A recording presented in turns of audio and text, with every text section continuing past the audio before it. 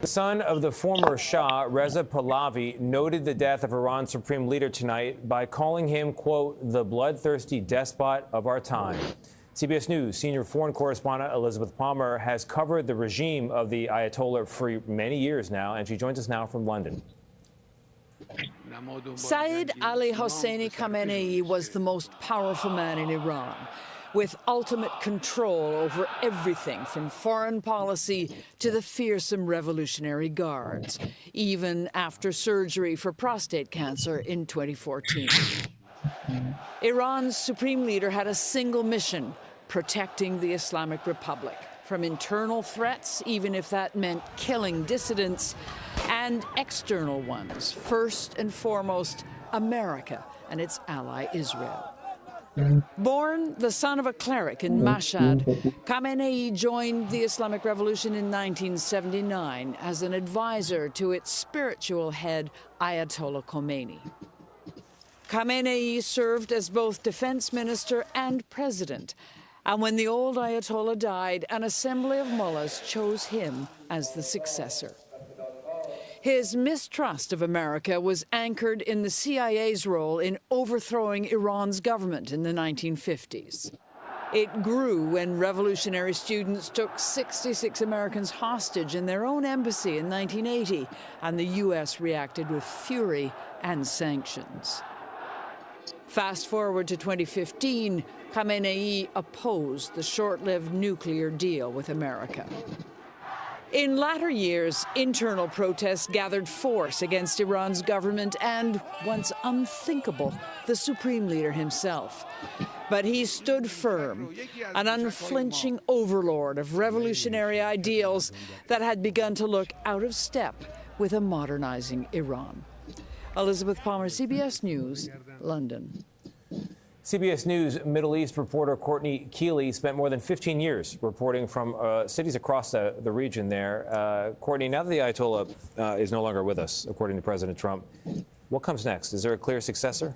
Well, there's supposed to be, according to the Iranian Constitution, Article 111. There's supposed to be 3 people in charge right now, the head of the president, who is still alive, and an important cleric, whoever that may be, name unknown, and somebody from the defense forces and the judiciary.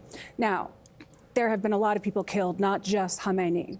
I'm looking at Ali Larijani, who's probably the most veteran of this regime, who's not a cleric. After they go to this three person that's taking over, then they go to the Assembly of Experts. About 88 religious clerics are supposed to then designate who the leader is. But don't forget the decapitation strikes that happened in June. They hid the Iranian Revolutionary Guard head then, and they just named a new one, and then they hid him again. Ali Shamkhani, who was also head of the Defense Council, he was killed. So there's a level of successorship that runs down the defense that's gone. But Courtney, what you're describing is a successorship that is still a theocracy, still essentially the regime. It's not freedom at hand, as the president's talking about. So is there a journey from there to there, or are we just back to where we were with a theocracy that's going to pursue a nuclear weapon? Right. We have to wait and see, because do they have the power? Is the Iranian Revolutionary Guard still intact? Is it splintering? Will the besieged fight? Will the army continue to fight? They've just lost another head of it. Is Ali Larijani in hiding? Is there anyone that can keep this intact? And that's what also these airstrikes and this war have been trying to do, is create these chasms within all of the levels of the Iranian Revolutionary Guard. Most of the top leadership was killed in June. Then they became successors, but a lot of those people might not have the fight, because they're not the ones that made billions off the back of the ordinary people. There are lawmakers here in the U.S., and there's reporting from military officials suggesting this is not going to be just days of fighting. It could be weeks of strikes. What are you hearing? And, I mean, there's never been really successful regime change without boots on the ground. Right, and I really wonder where the Mossad is right now. Well, that's a good question. Yeah, and we knew they were on the ground in Iran, and they infiltrated the truckers, and they hit places and buildings in June from the ground. Now, what I'm also looking at is the arsenal of ballistic missiles. They have to come up above ground and use the launchers to fire it. Israel took those launchers out in Iran. Not all of them, maybe 50%. I did talk to an expert in ballistic missiles. He said, look at the short and medium range and where they're hitting. Now, we have seen some